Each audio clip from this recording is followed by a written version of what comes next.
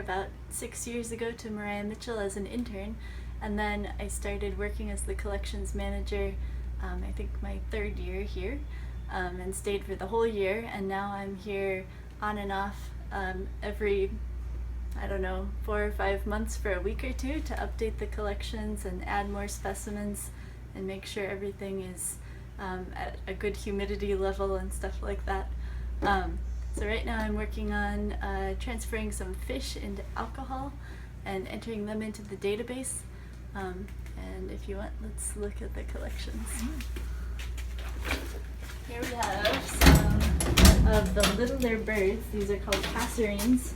And in our bird collections we have about 1,500, or getting up to 2,000 specimens. And so here are some northern Saw-Whet owls. Let's see.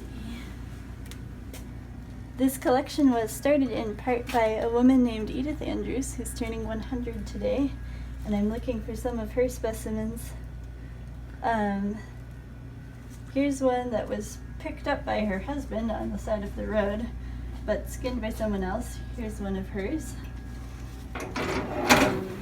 These are gray catbirds. They're one of the more common birds on Nantucket. And this is, it's kind of funny, but a lot of the people who've started skinning birds, this is one of their first bird skins. And I believe Andrew has one in here. Let's move down and we can pick up the very first specimen that Edith ever prepared. A red-throated loon.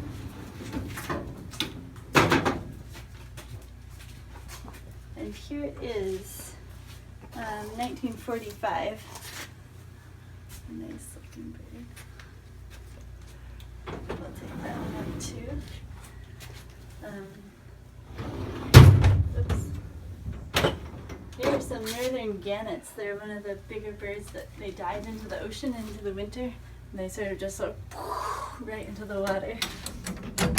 How many specimens are there at Maria Mitchell? Over 10,000. I'm not sure of the exact number because all of our different collections have the different categories start back at 1. So there's the birds are like 1 through 2,000. The plants, which is our herbarium, is our most used collection. A lot of botanists come to check out and see what the historical plants were and where they were compared with where they can find them now. And there are about 4,000 herbarium specimens, and we're adding to that every year. In fact, one of our, somebody from the Nantucket Conservation Foundation is going to come and give us some specimens that they collected over the summer. These are noctuid moths, and a lot of these are from the early 1900s. There was a guy collecting here in 1918. And most of these are his specimens. But we have updated newer ones too. But it all depends on who's finding things and whether they're adding them here or not. These are some more recent burying beetles. We work on a project with the American burying beetle, and these are some specimens of this. We of course don't kill these, they're endangered.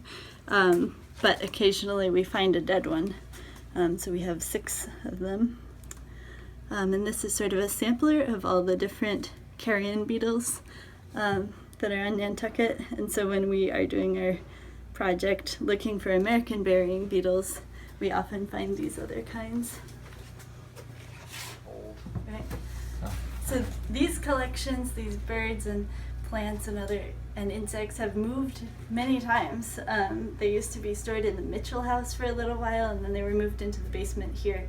But we're really excited to be moving into the old science library. We'll have a new facility there with a lot better climate control, and hopefully we won't have humidity problems and pest problems. So really excited to get the collections in a safer place, and hopefully clean things.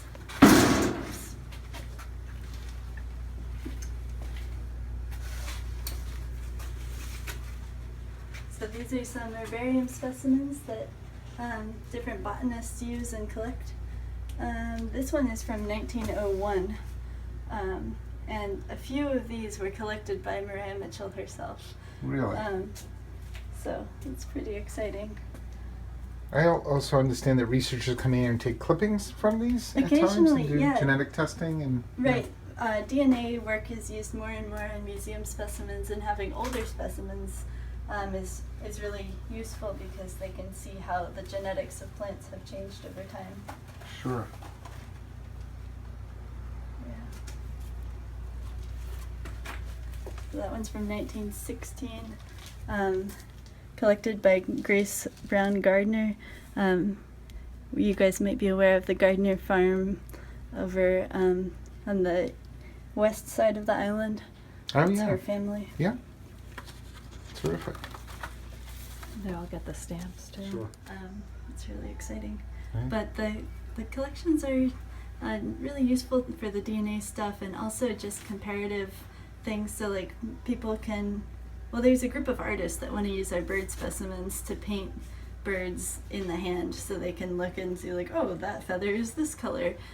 So that's one kind of use. Other people come and look at like differences between like male house sparrows have this black bib, and the ones that are more fit, that means like the females like them better, they have more babies, they have bigger black bibs. So museum collections are a place where you can look at a whole bunch of specimens and kind of figure out some of those stories.